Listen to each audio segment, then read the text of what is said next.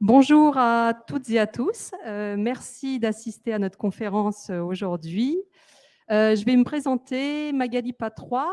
Il y a quelques mois, nous avons ouvert une association qui s'appelle l'AIH-SST, donc l'association des intervenants humanistes en santé et sécurité au travail.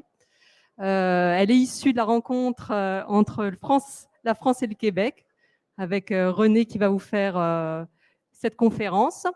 Et l'idée de cette association, c'est de réunir justement tous les intervenants en santé et sécurité au travail, qui soient aussi bien des préventionnistes, des IRP, donc qui font partie du CSE par exemple, des managers, de la médecine du travail, donc tous les gens qui ont un attrait à la santé et sécurité au travail et qui ont envie de la faire évoluer dans le sens justement plus humaniste, plus humain, de recentrer les discussions sur justement le travailleur, les façons de travailler, les pratiques professionnelles. Donc voilà, on va vous présenter les 7 atouts, points d'appui pour implémenter une culture de prévention vivante en santé et sécurité. J'ai apporté des prospectus aussi pour ceux qui ont envie d'aller un peu plus loin sur justement qu'est-ce que propose l'AIH-SST. Et on a aussi des livres qu'on pourra vous proposer qui sont justement dans la thématique de la santé et sécurité au travail un peu plus humaniste. Merci. Voilà, et je rajouterais que si vous désirez le document PowerPoint, là, vous pourrez vous le procurer à l'association. Le but, c'est de partager. Hein? Alors, donc, merci beaucoup, Magali, et je vous salue chacun. J'espère que vous ne serez pas incommodés par l'accent. Alors, je vous présente les 7 atouts. Alors, je vais vous faire le récit de 2 expériences que j'ai faites en implantant une culture de prévention. Notez tout de suite au point de départ que dans les 2 cas, on ne saura pas qu'il va y avoir des résultats spectaculaires. C'est une recherche que l'on faisait à faire. Je vais vous donner tout le contexte. Alors, j'aurais pu rajouter aussi à mon titre pour implanter une culture de prévention vivante, certes, solide et même pérenne. On retournera 10 ans plus tard sur le terrain et c'est toujours vivant. Donc, mais comment on a fait ça? C'est ce que je veux vous proposer. Mais je veux vous donner mon parcours et puis vous dire en partant que je n'avais et que je n'ai toujours aucune formation technique en sécurité. J'y suis arrivée vraiment par accident. Ce que je faisais, c'était de la consolidation d'équipe. Alors, j'ai un doctorat en quoi? En psycholinguistique. Mais il m'apparaît que les mots sont fort importants et on reviendra sur les mots du titre de la conférence. Alors, j'ai formé à peu près 30 000 personnes dans ma carrière. Alors, c'est toujours une expérience terrain que j'ai, rien d'autre que ça.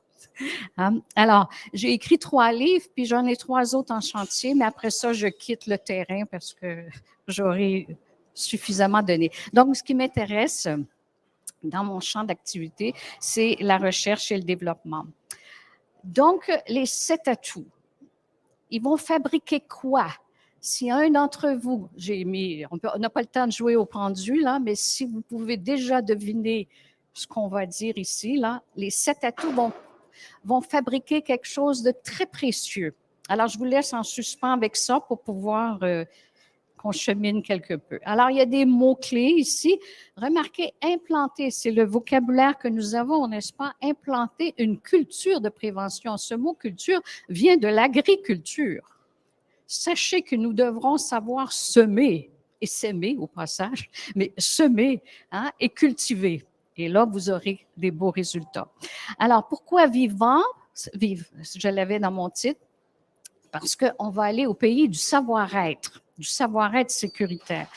Et puis, comme je vous disais, il y aura un retour. C'est le récit de 2 endroits dont je vais vous parler. Un, c'est dans une centrale hydroélectrique à la baie James. Okay? Nous serons en 1990. Et la deuxième expérience dont je vais vous parler, nous serons en 2010 dans une usine de métal. Okay? Alors, donc, mon baptême est à la baie James. c'est le pire secteur. C'est une compagnie nationale. Il y a 36 secteurs et à cet endroit-là, c'est la pire en santé-sécurité. Ils appelaient ça même le Vietnam. Hein? Il y avait un blessé par semaine et là, bon, ils ne savaient plus quoi faire. Arrive un nouveau, dans notre vocabulaire chez nous, c'est un nouveau gérant qui va arriver puis qui va essayer de mettre les choses en place. Et moi, on me demande de faire de la consolidation d'équipe parce que il y a eu une grève de 6 mois et les gens vivent dans un milieu enfermé. Ils vivent ensemble 6-7 jours par semaine. Hein? Et puis après ça, ils quittent, ils reviennent. Alors, ils vivent dans un milieu fermé. Hein? Et donc, ils ne se parlent plus. Donc, le climat est un peu froid. Et la deuxième, je vous ai dit, la deuxième usine, ça sera dans une usine de métal. C'est aussi la pire. Okay? C'est une succursale américaine. Ils sont loin derrière en termes de performance par rapport à ceux qui les suivent juste avant. On parle de fermer. Dans les deux cas, on est dans les pires situations en termes de santé et sécurité.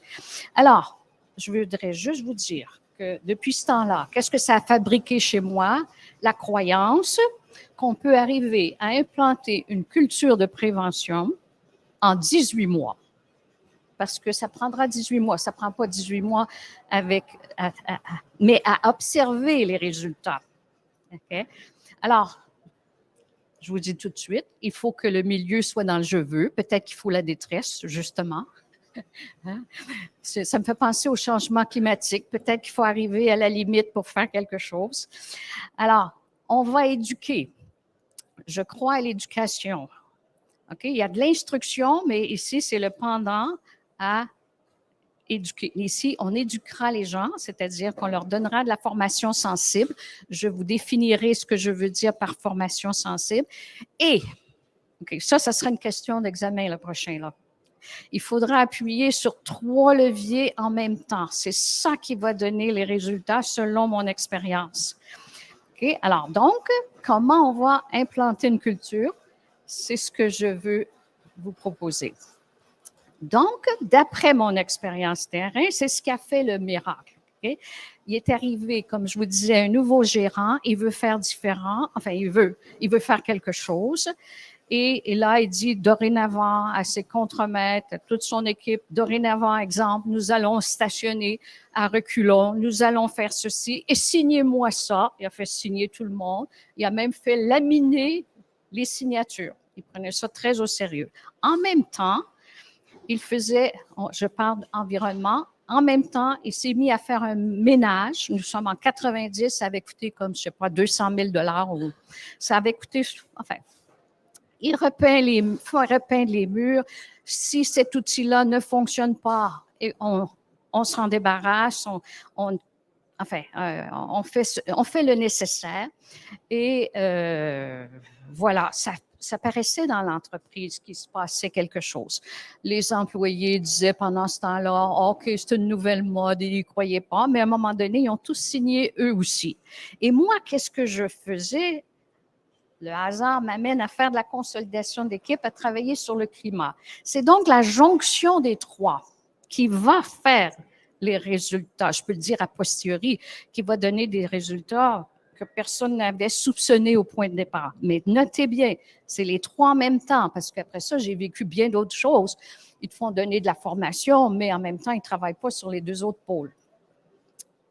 Hein? Alors, donc, après coup, j'ai mis des mots sur le leadership. Je ne verrai pas plus loin, mais je les ai expliqués dans le livre jaune qui s'appelle Favoriser pour favoriser plus de conscience dans les comportements santé et sécurité. Alors, vous voyez qu'il faut qu'en amont, les leaders, enfin les responsables, travaillent aussi sur certaines dimensions qui leur appartiennent. L'environnement, il faudra plus de rigueur, il faudra enlever toutes les conditions qui sont dangereuses. On est déjà dans un milieu à risque. En plus, il faut qu'il y ait des éléments qui soient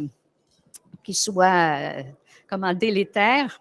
Il faut vraiment s'occuper de l'environnement. Et je dirais donc rigueur, et en même temps, moi, je travaillais par hasard sur la chaleur, sur le climat.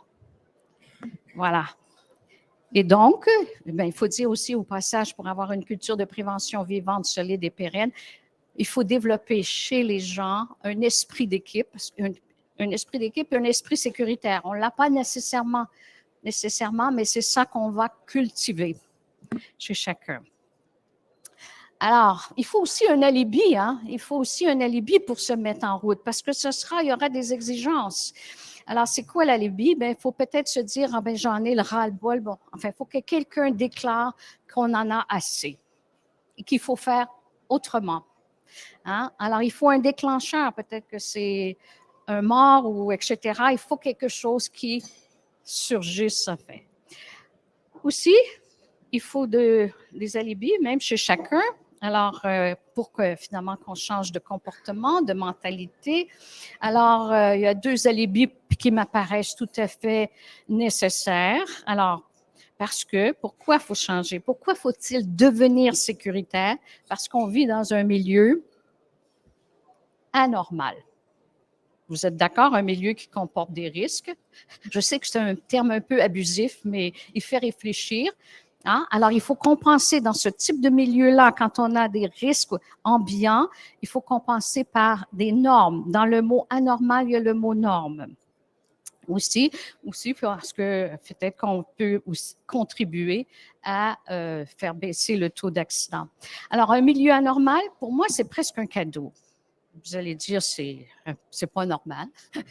Oui, parce que c'est un milieu qui va devoir fabriquer chez chacun des nouvelles habiletés de communication, des nouvelles habiletés, des facultés. Je devrais devenir observateur, on est interpellé à développer plusieurs choses dans un milieu anormal. Alors, est-ce qu'on est sécuritaire? Si on essaie sécuritaire, il n'y aurait pas de problème. Mais non, il faut le devenir.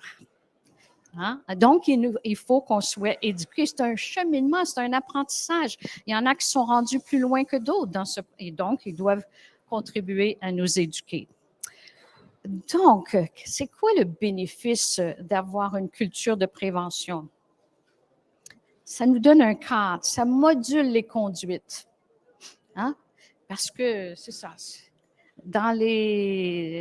Ça uniformise les perceptions. Ça influence les mentalités. Vous le savez, on change de pays, puis c'est pas la même mentalité, c'est pas les mêmes comportements. On n'a pas le code, des fois on fait des gaffes. Alors, la culture permet de uniformiser nos conduites. Hein? Alors, en éduquant, en donnant de la formation sensible, on va essayer de transformer et faire des prises de conscience. Voilà mon petit dessin quant à une culture. Alors, voyez-vous un peu qu'on a l'air un peu fou quand on ne suit pas la culture ambiante. On est gauche. Donc, il faut en mettre une culture. On en a toujours une. Hein? Notez qu'on en a toujours une. Est-elle pauvre? Est-elle riche? Comment est-elle? Est-elle vivante? On en a toujours une culture. Mais ici, il faut arriver à une culture vraiment vivante. Alors, mais comment on va faire ça? Comment implanter cette culture? Alors, je vais vous proposer donc, tel que promis, 7 atouts et un modèle aussi qui s'appellera les 5 types de savoir. Pour être dans un milieu à risque, il faut faire un cheminement, il faut des connaissances. La première des choses, il faut du savoir. Hein, si on n'a pas de connaissances, finalement, on peut être très dangereux pour soi-même et pour les autres. Alors, ça nous donne le pouvoir d'agir. Et ça nous permet dans ce premier savoir, il s'agit de former les gens.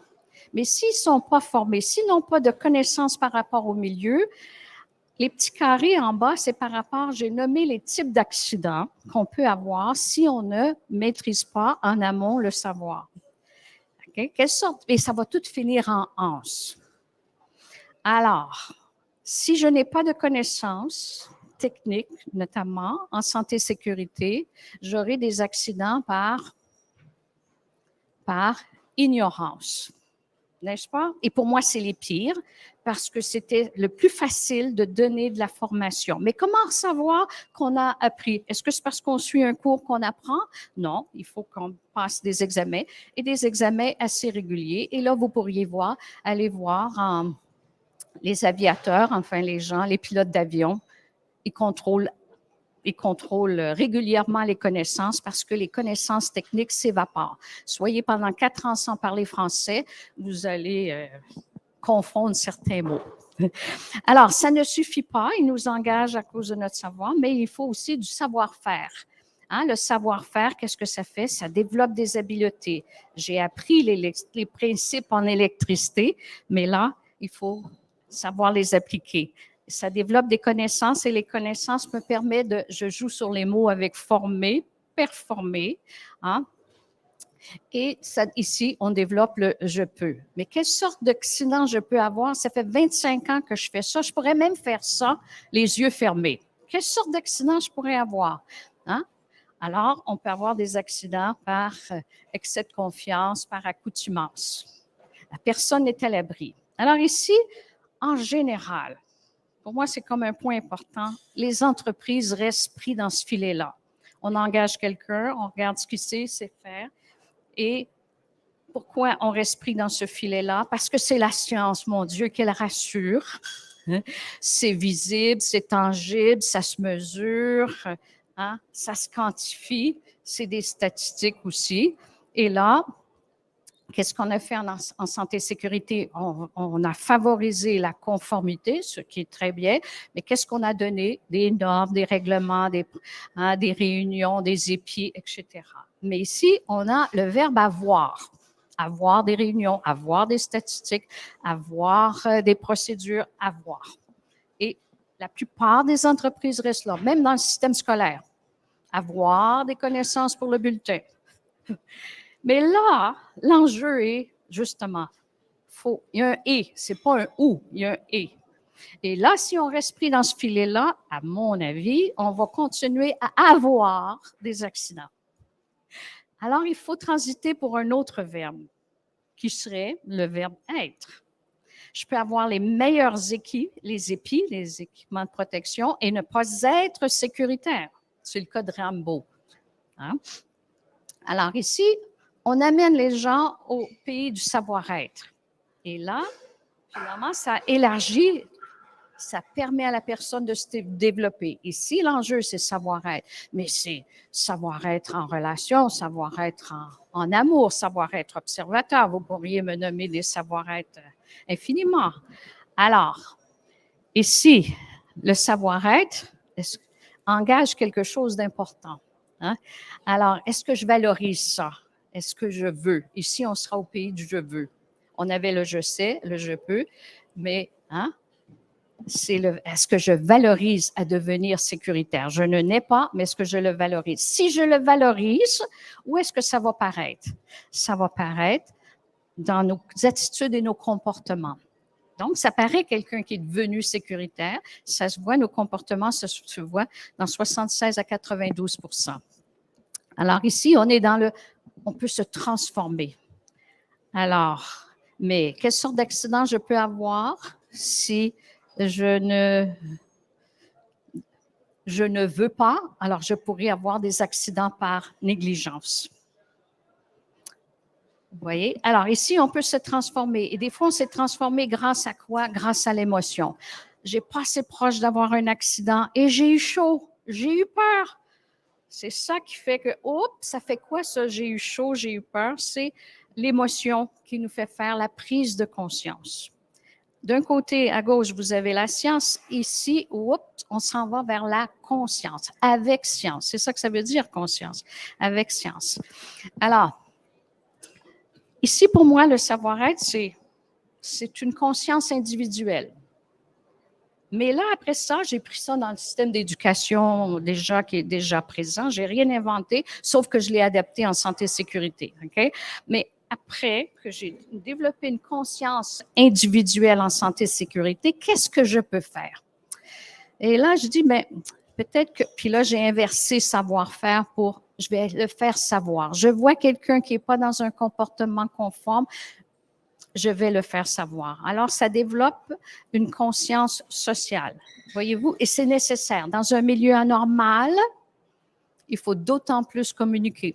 Et c'est pas pour rien qu'on met 2 pilotes d'avion, 2 policiers, 2. Plus le danger est grand, plus il faut savoir communiquer. Enfin, être en communication.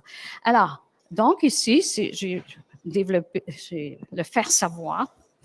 Et quand vous avez PC sur PC, ça veut dire que il faut arriver, le but de l'éducation ici, c'est d'arriver à être autonome. Okay? Nous avons à gauche la conformité, mais est-ce qu'on peut toujours être conforme tout le temps partout? Non, il faut développer une initiative, mais une initiative sécuritaire. Alors, il faut que la personne arrive à se développer. C'est c'est ça l'enjeu. Alors, le faire savoir, ça repose sur la conviction. Des fois, j'ai vu des gars communiquer entre eux, puis ils n'ont qu'un mandat pour le faire. Mais s'ils le font, c'est parce qu'on est rendu dans la conviction. Et quand on est rendu dans la conviction, eh bien, on influence son environnement avec intégrité. On est rendu dans « je me dois ». Là, on est capable de transporter. Je me dois, c'est pas je dois. Je me dois de lui dire. Tout à l'heure, je l'ai dit à Madame Claude juste avant. Oh, Madame, on se doit de le dire si on est devenu. Vous voyez que c'est un apprentissage, c'est un développement. Et si je ne le faisais pas, si j'étais mesquine, eh bien, on pourrait y avoir un accident par indifférence. Et c'est dommage parce que, voyez-vous, qu'on faut arriver en santé-sécurité à avoir un esprit d'équipe et à travailler ensemble. Et c'est la même chose pour le climat, en soit dit en passant. Les circonstances nous amènent à une conscience sociale. Et puis après, j'ai continué à réfléchir. Disons que je suis rendue là, qu'est-ce que je peux faire après? Alors, eh bien, là, il faut savoir faire cheminer les autres. Hein? Et puis, quand je suis rendue là, après la conviction, ben je m'engage. Et quand on s'engage, eh bien, finalement, on collabore à changer les mentalités. Et là, ben, je peux coacher les gens autour de moi. Et là, on peut arriver à 0 blessure. Voilà comme mon parcours, mais c'est ça, c'est ce qui nous manque, à mon avis, hein? Toute l'éducation. À gauche, c'est l'instruction, à droite, c'est l'éducation. Qu'est-ce que vous en pensez?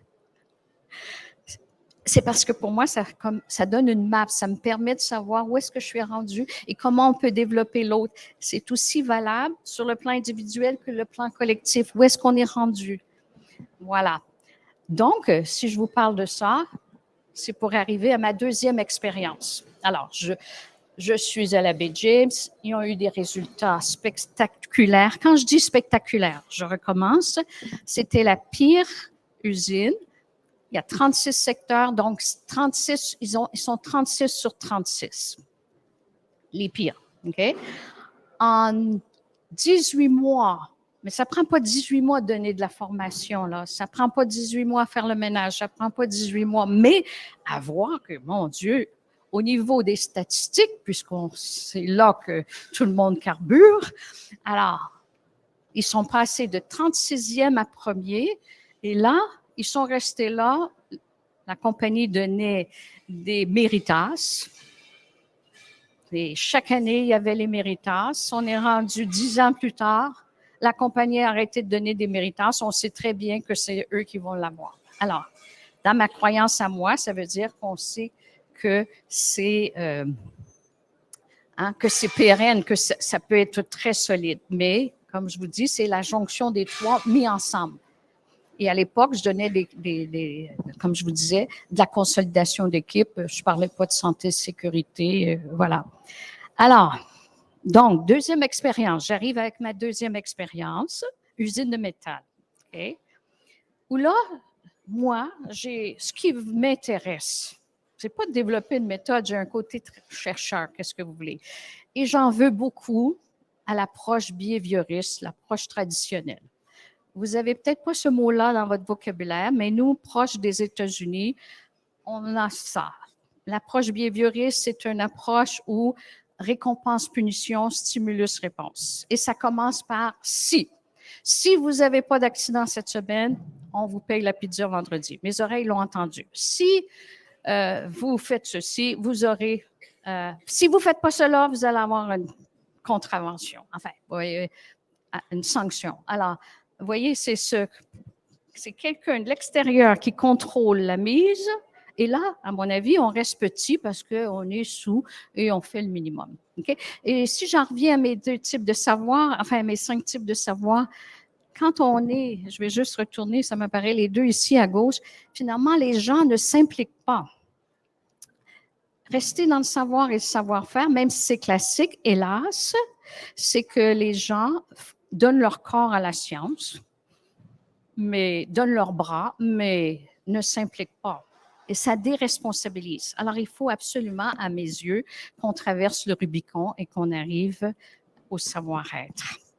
Donc, moi, je veux juste savoir, je me cherche une compagnie près de Montréal. J'avais trois critères.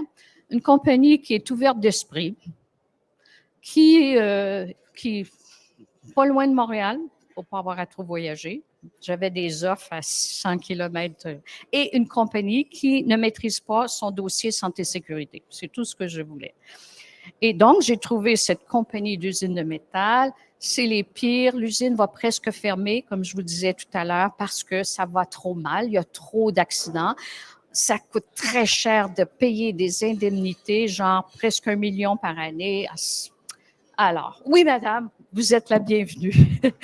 OK? Et là, je vous le dis tout de suite, parce qu'au cas où vous auriez à partir, qu'ils ont, mais je ne le sais pas encore au début non plus, là, mais ils ont baissé, et encore ici, au bout de 18 mois, ça c'est très visible, de 92% de leurs accidents.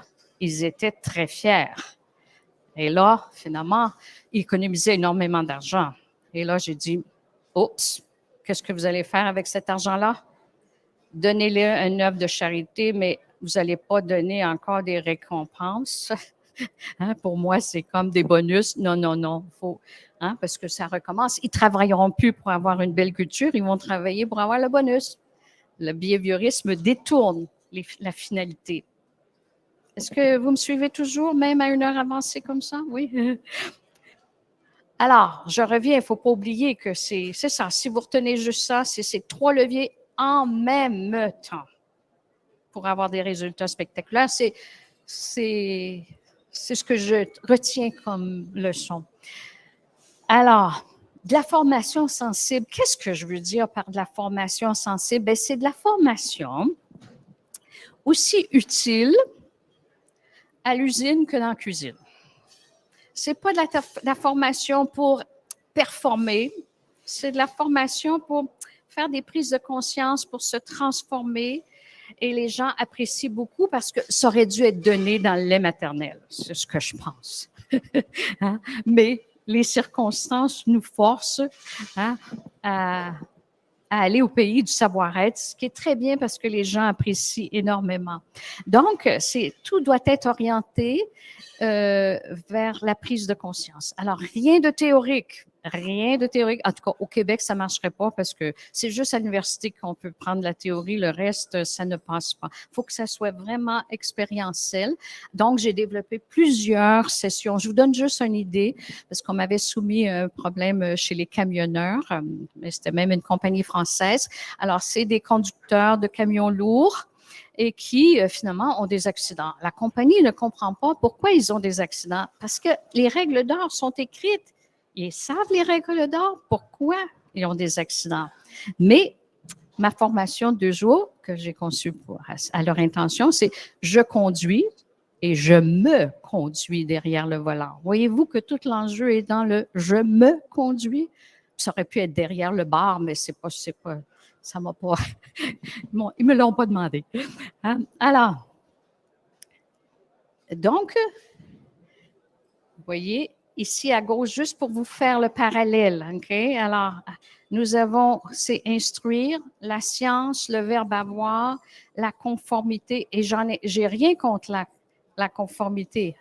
mais je vous dirais c'est l'épiderme parce que finalement, je sais, on travaille très fort dans les entreprises, puis les résultats sont souvent ingrats parce qu'on reste au niveau de l'épiderme. Voyez-vous ce que je veux dire? Et là, il faut aller plus loin. Il faut oser aller plus loin. Il faut oser éduquer. Mais là, c'est ça qu'on dit, mais je ne sais pas, mais il y a des contenus déjà faits. Et à l'association, on serait très heureux de partager si vous voulez le savoir. Alors, mais il faut éduquer la conscience, faire les prises de conscience. Alors, dans le cas de ma deuxième usine, juste 5 jours de formation, et c'est pas tout le monde qui a pris la formation. Un jour pour les intervenants, tous ceux qui auront à intervenir, partie syndicale, partie patronale, tous ceux qui auront à intervenir suivront la formation, l'observateur et le communicateur aidant en santé et sécurité. Juste une journée pour pouvoir ne pas être rude, de façon à ce que les messages que je donne, ce soit des messages qui fassent faire des prises de conscience à celui qui est interpellé. Voyez-vous, c'est pas juste donner des consignes, des conseils, là. C'est comment, ah oui, c'est vrai, tu me fais réaliser que. Parce que être conscient, c'est qu'on a réalisé l'importance. On sait tous que, mais réaliser dans sa chair. On sait tous que manger du sucre, c'est très mauvais pour la santé. Mais le jour où j'arrête parce que je sais que c'est vraiment mauvais pour la santé, là, j'ai pris conscience de. Alors, il y a 2 jours où j'ai donné une formation finalement à tout le monde qui s'appelait le temps d'arrêt. Il faut que je vous dise aussi, dans cette usine, il y avait 19 nationalités. Et à qui arrivaient les accidents? Aux Québécois. Hey, faut-tu être malchanceux? Hein? Mais c'est parce que c'est pas le même rapport au risque. Est-ce que vous voyez ce que je veux dire? Mais ça a été comme une surprise aussi. Comment se fait aux Québécois? Parce qu'on est plus spontané, hein? Et puis on a une indemnité, hein? On va avoir un salaire quand même 80 mais celui qui vient, je ne sais pas moi, de la Libye, il veut avoir son salaire de 100 hein? Alors, j'ai donné 2 jours. Ça, c'était un cours obligatoire, mais tout le monde ne maîtrise pas le français. J'ai aussi donné librement un cours sur l'énéagramme. Je ne sais pas si ça vous dit. L'énéagramme, 9 profils de personnalité. Et c'est pour que chacun arrive à comprendre son rapport au risque. Et là, je l'ai orienté dans ce sens-là. Et là, mon Dieu, révélation, c'est parce que je suis intrépide. C'est parce que, là, je comprends mon mécanisme. Il me reste 5 minutes, je me dépêche. Alors, je vous donne les 7 atouts. Alors, les 7 atouts, c'est la première des choses, c'est la volonté de faire autrement. Voulez-vous faire autrement? OK? Alors, sentir qu'on est peut-être allé au bout, que c'est pas une règle de plus, un équipement de plus qui va changer quelque chose. Il faut vraiment être au bout. Deuxième, j'ai sauté. Deuxième, là, je me suis informée dans cette usine de métal, comment ça va avec le syndicat, parce qu'il faut que, entre papa et maman, que ça aille relativement bien. OK? Pas de duel là. Pourquoi le gars, il travaillerait en duo quand on travaille en duel? Non, pas de. Faut que vraiment. Sinon, j'aurais commencé par ça. On cure parce qu'il faut vraiment que. Troisièmement, je leur ai demandé, voulez-vous vous améliorer ou si vous voulez exceller? C'est pas le même registre. Améliorer, ben oui. On va faire baisser le nombre des accidents. Non, on veut. Alors là, ils m'ont dit, oui, exceller. Moi, j'ai dit, je me sens comme un pilote d'avion. Je prends ça bien au sérieux. Alors, mais ça sera plus exigeant qu'améliorer. Quatrième, faut que la direction soit engagée. Parfois, c'est pas le boss, le directeur qui est engagé, il reste dans son bureau, il y a un accident, bon, on va voir ce qui s'est passé. Non, il faut qu'il y ait au moins quelqu'un. Et ici, dans cette usine, c'était la personne aux ressources humaines qui était engagée. Okay? Et là, on va travailler de pair. Et là, naturellement, ils vont travailler aussi sur les conditions dangereuses. Il y aura plus de rigueur à mettre autour. Là, les managers, il faut qu'ils reçoivent de la formation. Parce que finalement, pour qu'eux-mêmes se transforment, qu'ils interviennent de façon beaucoup plus, je vais dire humaine, c'est le mot que j'avais, avec autour. Donc, ils vont prendre l'énéagramme tous et tous les contremaîtres, tous les managers vont prendre les 5 jours. 6, des alliés interpellés. Alors, il faut vraiment que les membres du syndicat, tous arrivent à interpellés quand on voit un comportement non conforme, mais on a fait un contrat en amont. J'ai oublié de vous dire que quand je suis arrivée, j'ai réuni tous les employés, il y en avait 140. Par groupe de 40, je les ai pris, puis voulez-vous, je suis allée chercher une caution auprès de chacun. OK, alors, et le 7e atout, hein, des agents, des employés qui finalement ont été acculturés au savoir-être. Et qu'est-ce que ça fait, mes 7 atouts? C'est le mot que je cherchais au début. Ça va créer quoi? Quelque chose qui est très important, autant dans le couple, dans l'usine, hein, dans la cuisine, très important, sinon vous n'auriez rien. Il faut que vous ayez un climat de confiance parce que c'est de l'agriculture. Pour que les choses poussent, il faut cette chaleur humaine. Hein? OK. Alors, parce que ça va libérer la parole, c'est ça, ça va faire les remontées de terrain, comme vous dites ici. Hein? C'est ça. Il faut que libérer la parole. Alors, une culture de prévention, finalement, c'est une façon de penser. Hein? C'est pas un dossier de plus. Ça va m'amener, cette culture-là, à penser, un savoir agir, hein? À être, à communiquer, hein, et le savoir à progresser. Alors, selon mon expérience, c'est pas tant les consignes, les conseils, les contraventions, mais une culture de la conscience ou de la confiance. Je peux faire un lapsus, confiance ou conscience, c'est pareil. Alors, oups, j'ai sauté. Alors, c'est l'éducation qui est le principe moteur pour changer le monde. Et conclusion, mon objectif était simplement ici de vous donner l'envie d'expérimenter à votre tour. Ne me croyez pas sur parole. Expérimentez-le, mais naturellement, il faut, la première des choses, comme au pied de l'autel, il faut dire « je le veux ». Sinon, ça ne pourra pas marcher. Voilà. Alors, je vous disais, si vous désirez ce document, vous pouvez vous le procurer à l'association ici. C'est Magali qui est même la présidente. Hein. Et si vous avez des questions, enfin, vous pouvez même me téléphoner. Enfin, là, voici mon adresse courriel dans l'association. Et je peux vous répondre à ce numéro-là jusqu'au 9 octobre. À 9 octobre, je prends l'avion, je retourne chez moi. Alors, voilà ce que je voulais vous offrir. Je ne sais pas si vous avez des questions ou des... Merci René. N'hésitez pas si vous avez des questions. On est à votre disposition. On a aussi des prospectus pour vous parler un petit peu de l'association et des ventes de livres. Si vous voulez aller plus loin dans la démarche, n'hésitez pas à venir nous voir après. Oui, j'ai oublié de vous dire, c'est dans ce livre que vous allez avoir la démarche des 5 types de savoir, que vous allez avoir l'expérience dont je vous ai parlé dans l'usine de métal, les 7 atouts appliqués, des témoignages d'un pilote d'avion, témoignages dans l'usine parce que je suis allée les voir 12 ans plus tard. En 2022, pour écrire ce livre, j'ai dit, tiens, je vais aller retourner voir. J'avais un peu peur, mais non, ça reste encore vivant. Alors, je l'ai écrit là. Ça pour simplement me délivrer. Hein. Un livre, pour moi, c'est pour me délivrer. Ça délivre. Hein. Et pour avoir une approche humaniste, enfin, j'ai écrit ça, c'est mon dernier. Alors, c'est intégré à sa pratique. Hein, à sa pratique avec ce que vous faites. L'approche humaniste, c'est comme le ciment qui tient les briques. Hein? Alors, intégrer à sa pratique une approche humaniste en santé et sécurité. Et ça, là-dedans, il y a le rapport au risque. Comment chacun, en fonction de son profil, quel est le rapport que j'ai avec le risque. Il y en a qui le tutoient, puis il y en a d'autres qui le vouvoient. Mais qui? Voilà. Voilà. Mais merci beaucoup. Je ne sais pas si vous avez des questions, sinon N'hésitez pas si vous avez des questions. Si vous voulez en savoir plus, venez nous voir, pas de souci. Voilà. Merci beaucoup. Oui, bon. Je vais vous prendre les livres parce que